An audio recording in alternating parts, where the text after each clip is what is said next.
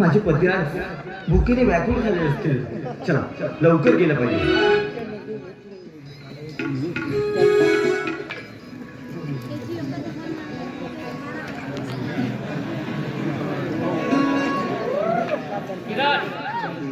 हा डब्बा घेऊन निघालीस? अहो हा डब्बा घेऊन मी शेतावर जात आहे. आमच्या घरी रवी बाळाची तब्येत बरी नाही ना, म्हणून जाऊबाईंनी मला सांगितलं डब्बा न्यायला. काय करणार हो? हो, आमच्या स्त्री जातीचा धर्म हा असाच असतो.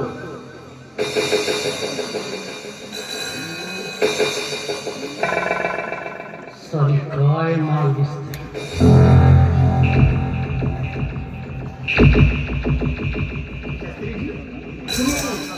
आता काही मला म्हणालात का?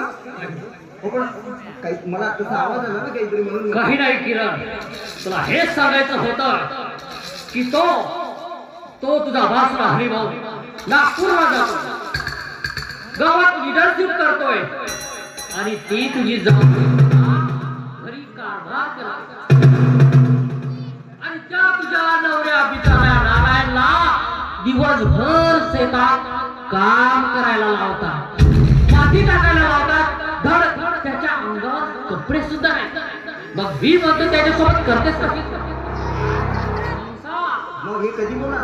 मी उलटा साधू आहे बाई. एक पुन्हा सांगतोय, ते तुझी जाऊ आहे ना, ती तर घरची बालकीनच बनली आहे. तुला माहित आहे? अगं सर्व सोना पैसा अडका तिच्या जवळ आहे आणि तुला माहित आहे की सर्व पैसा अडका आपल्या माहेरला पाठवतो आणि तिथे फार मोठा कमोरा आहे तिचा. मी म्हणतो अशा परिस्थितीत तुम्हा दोघा नवरा बायकोचा संसार चालणार बाकी बढिया. हे बघा शास्त्रीजी, तुमच्या माहितीसाठी सांगते. हो, मला इथे आलेलं फक्त 8 दिवस झाले आणि या घरात काय चाललं आहे काय नाही मला या घरचं काहीही रीतिरिवाज माहित नाहीये. मग काय करू मी? हे काही नाही केलं. अगोदर तू आपल्या नवऱ्याला घेऊन वेगळे हो, यातच तुझं चांगलं. आणि ह्या गरम पोळ्या डब्याला देतात ना, त्या घरी ठेवून शिड्या पोळ्या त्याच्या शिदोरीला द्यायचं आणि त्याला म्हणायचं की आपण दोघं वेगळं होऊ. मी काय म्हणतो किरण, तू जेव्हापासून इथं आलीस तेव्हापासून मी तुझी काही पाहिलो नाही आणि अजूनही मी तुझी पाहिलो नसल्यामुळे मला दाखव नाही. हो, मी चांगला भविष्य येत आहे. तुझ्या नशिबात काय आहे योग मी पाहतो. मी हेच तुला सांगणार होतो. पण शास्त्रीजी, तुम्ही नेहमी उलटच का बरं बोलता? उलटा बाबा म्हणता. दाखव पुत्री, तुझ्या नशिबात काय आहे.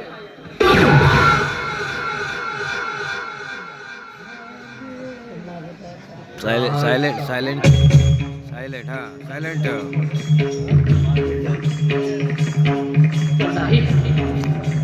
हे साले राहू केतू असे तुझ्या हातावर हाडून ठेवले की काही. पण अगं तू काशी केली, मथुरा केली, पण 7.5 मात्र तुझ्या नशिबात. घरी मुलाबाळाचा पत्ता नाही, सत्ता तुझ्या हातात नाही, आत्र पुत्र संततीचा योग तुझ्या मात्र नशिबात.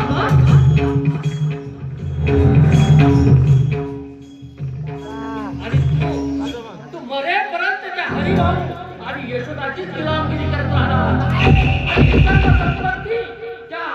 त्या हरिभाऊच्या मुलालाच होणार.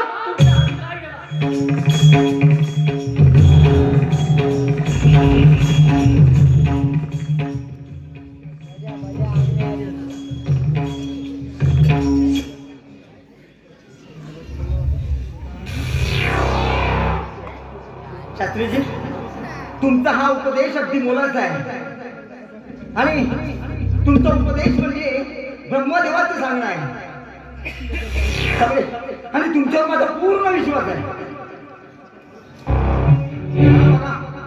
बघा त्या किरणची लीला कसं कसं माझ्या नवऱ्याला घेऊन वेगळं नाही राहिलं ना तर नाव सांगा ना किरण देशपांडे म्हणून.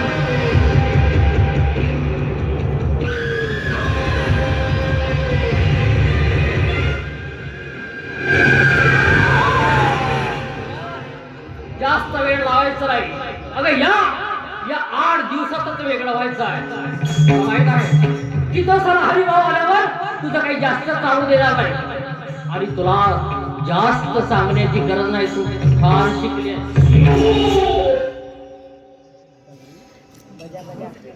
बस छत्रीजी बस. आता तुम्ही सांगितल्याप्रमाणेच करते. हो बघा ज्या डब्यामध्ये माझ्या जाऊबाईंनी गरम पोळ्या बनवून दिल्या आहेत ना पण बघा ज्या गरम पोळ्या घरी ठेवलेल्या 2 दिवसाच्या चिऱ्या मुला डब्यात घेऊन जाते माझ्या पतिरायासाठी. आणि बघा कसा डाव खेळते हरिभाऊ देशपांडे. त्यानंतर ही किरण देशपांडे तुझ्या इच्छा देणार आहे एक वादळ म्हणून. आणि उद्ध्वस्त करून टाकेल या तुझ्या सुखी संसाराला. कारण मला शास्त्रींनी सांगितलंय की मला पुत्र संतती होणार नाही. पण नाही हरिभाऊ देशपांडे नाही. मला जर पुत्र संतती होणार नसेल ना तर ही सर्व प्रॉपर्टी तुझ्या मुलाला कधीच होऊ देणार नाही. कधीच नाही. कारण मला हवा आहे तो फक्त पैसा संपत्ती आणि पैशासाठी वाटेल ते करायला तयार आहे. अगदी वाटेल ते. ज्या ठिकाणी ही किरण देशपांडे एक शपथ घेते आणि जेव्हा एक ती शपथ घेते ना तेव्हा तिने घेतलेली शपथ साक्षात परमेश्वर सुद्धा बदलवू शकत नाही.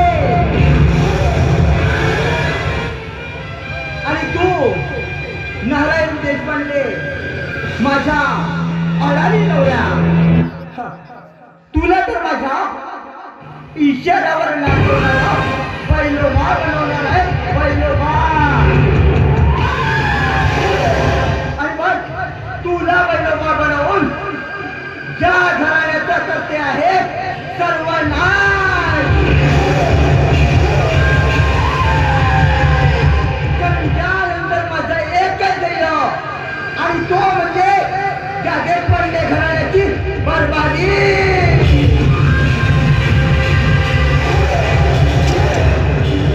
आणि मग माझा अडाणी नवरा म्हणेल मला ए बायको संसार मला तुझ्यामुळे.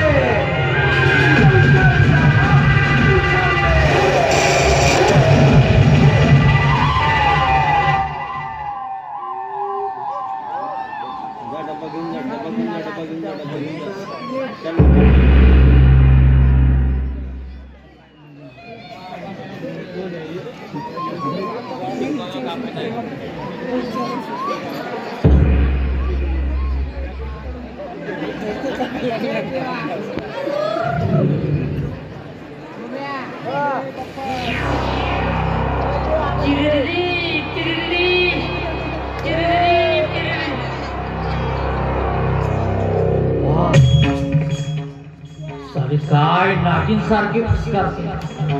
सलाबीला चाड्यात घेईल म्हणतो पण मलाच भीती वाटते. काय कडक लक्ष्मी आहे.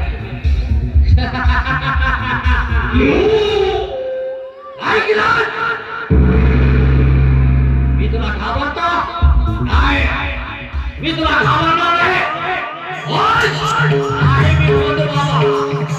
मी बोलतो बाबा. तुला या साधूगिरीची पट्टी नाही तुला